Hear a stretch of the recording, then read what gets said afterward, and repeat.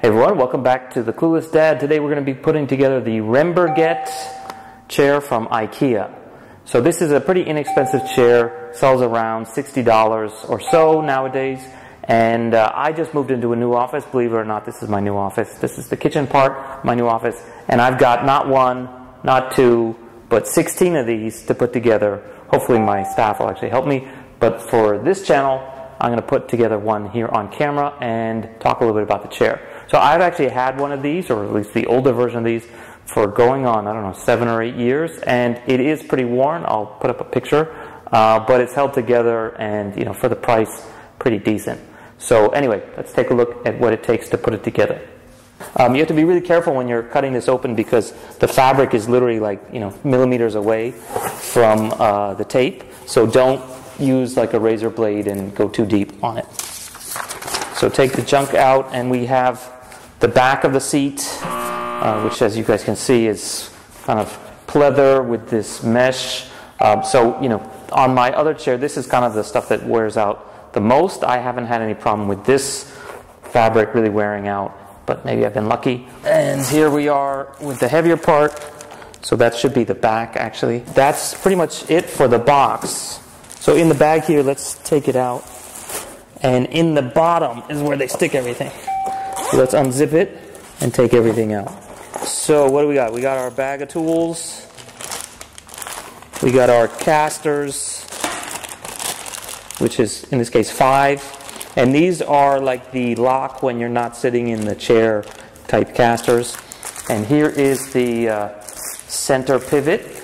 And this is actually, this piece telescopes inside of this one. So when you adjust the height, and here's a removable cap which you can dispose of. And so basically I think this thing is adjustable when you're sitting on it.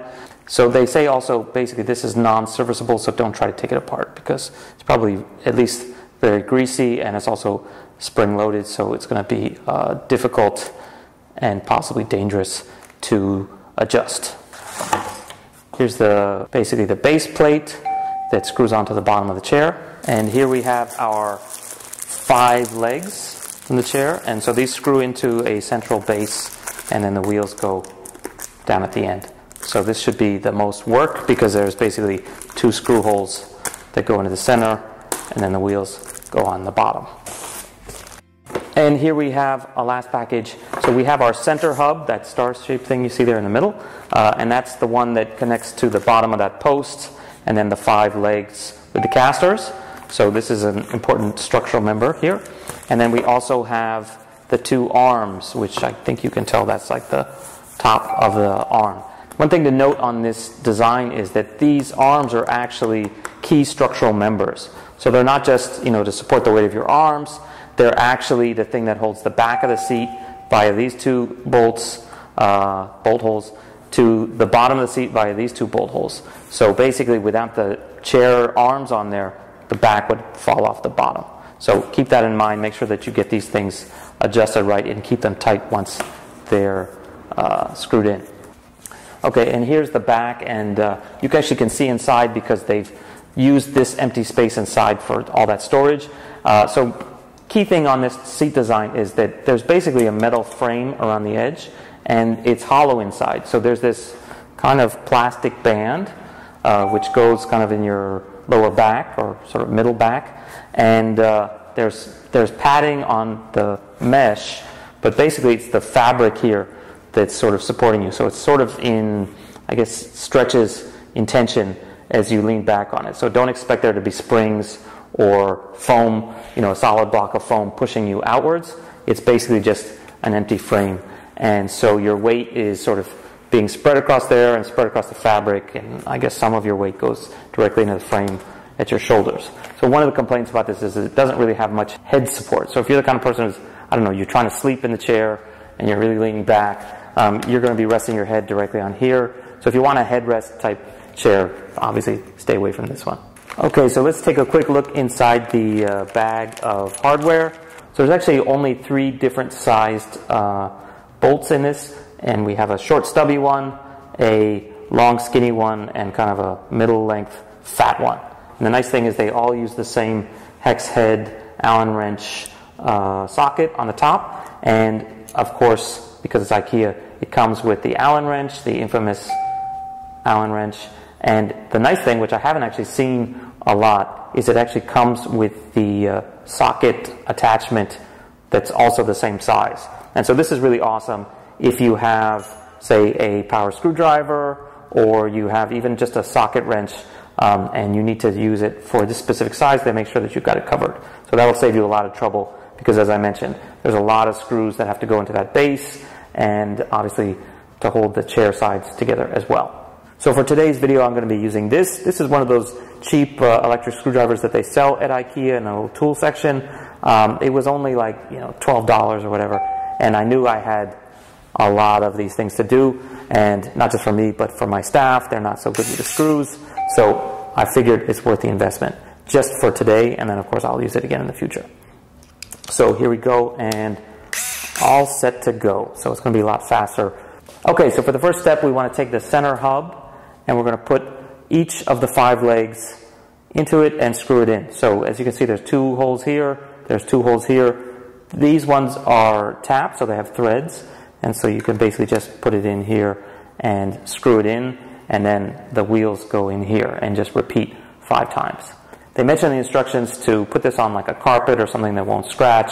I don't have that, I have a concrete floor, so I'm just going to try to use the cardboard that came on the back of the seat. And this is an office chair, it's not my personal one. If it gets a little scratch, not the end of the world. So let's take the 5 legs out. As you can see, lots of wasted packaging. So since these screw in independently of each other, you don't have to like assemble all 5 and then tighten the screws all at the same time. Basically, it doesn't matter. So I'm going to start with the first one and then go from there. So you want to use the short screws, the stubby ones, and I'm going to get them in by hand and then use the electric screwdriver after.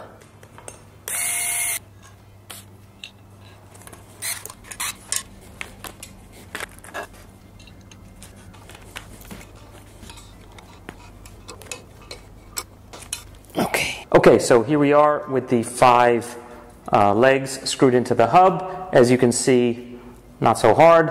Just make sure that you go back and tighten these up. Each one of these, again, make it nice and tight, because every time you get in and out of this chair, you're going to be loading and unloading on here, and you don't want it to come loose, and you don't want it to wiggle free, and you don't want it to come out, that's for sure. And I mean, just as far as the comfort of the chair, you don't want it to be rocking and stuff, so just make sure it's nice and solid. And then next step, we put the casters here in the ends, and these just literally just kind of push in, so not even snap. And again, these are the kind of wheels that are going to lock when you are not sitting in the chair, and if you push down, basically you can feel it. If you push in, they can turn, and if you let go, they basically don't want to turn. You can shove it if you really try. So anyway, do all 5 of those. Pretty simple. Okay, so next up we take the base of the seat and we screw in this base plate. Probably the most important thing is to make sure that you get this pointed the right way. So you want to have this knob, which is the adjustable tensioner, pointed towards the front of the seat, which obviously you can tell is there, or if you really can't tell, the bolts are in the back. So make sure that it's that way. And this time you want to use those fat bolts. There should be 4 of them, and they basically just go in each corner. So get those in by hand first.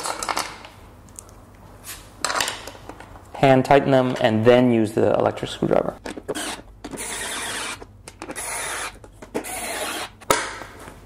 Okay, so next step is you want to put that post into the base, and it just fits in like that. And now you want to take your seat bottom and line up this hole onto the post.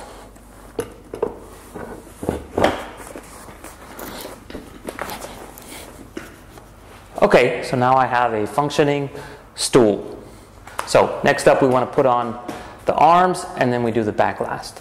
Okay, so next up we're going to screw in the arms of the chair via these lower holes and the long skinny bolts. And it mentions in the instructions, don't screw them all the way in yet, because you want to have some looseness so that when you're adjusting these guys with the back of the chair, it's not locked in already. So then you tighten them all later on. So let's just put them in loosely.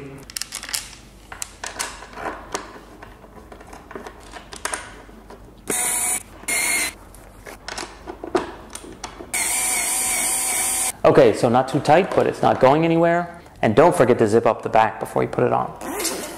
And you want to start with these lower holes. So basically screw those in, and then once it's in loose, tip it up, get the top holes lined up, and then screw those in, and then tighten everything up. So let's get started.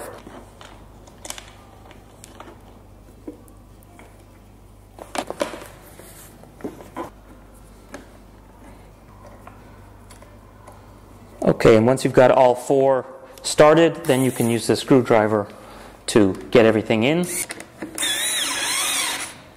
And then tighten the bottom. And last but not least, of course, tighten by hand.